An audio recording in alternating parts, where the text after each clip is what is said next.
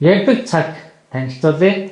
Олон улсын хүртээмжийн стандартын шаардлага хангасан энэ бүтээгдэхүүнийг харааны бишэлтэй хүмүүс хэрхэн ашигладгийг үзье.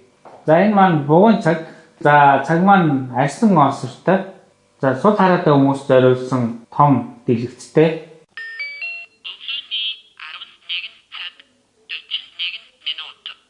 За ингээд цагаа сонслоо. За энэ цагны онцлог бол цагийг хоёр янзаар тааруулдаг.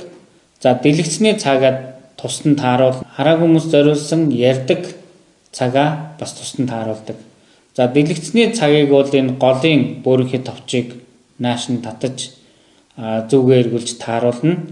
За дэлгэц бол сул хараатай тохирсон том дэлгэцтэй. Ярддаг цагныхын цагийг тааруулцгаая. За цаг зарлах товчны эсрэг талын товчийг нэг дараад за арын хойд товчийг дарлаа. За өглөөний 11 цаг гэж байна. За одоо өглөөний 10 цаг болгож тааруулна.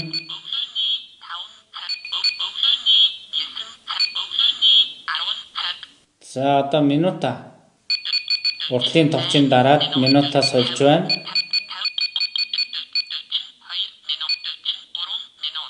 За ингээд хэсэг хугацааны дараа дид гээд товч дуурна. За ингээд тааруулсан цагийг санууллаа. За одоо сэрүүлэг тааруулж болно.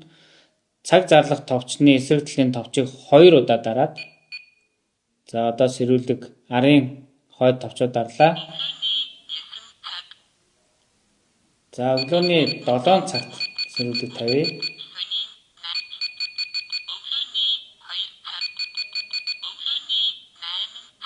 За 8 цагт тавьчих.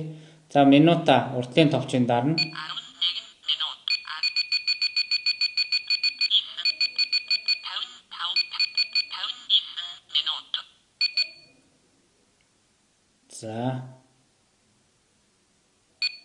За дохио өгөөд сэрүүлэг санагдлаа. Хэрв та ярддаг цагийг сонирхвол Улаанбаатар хотын Номын сангийн хүртээмжтэй технологийн төвд ирээрэй. eBrasoft компани инновацийг Монголдо бүтээн дэлхийн хүртээмжийн стандартыг хэвшүүлэхээр зорж байгаа биднийг дагаарай. Анхаарал тавьсанд баярлалаа.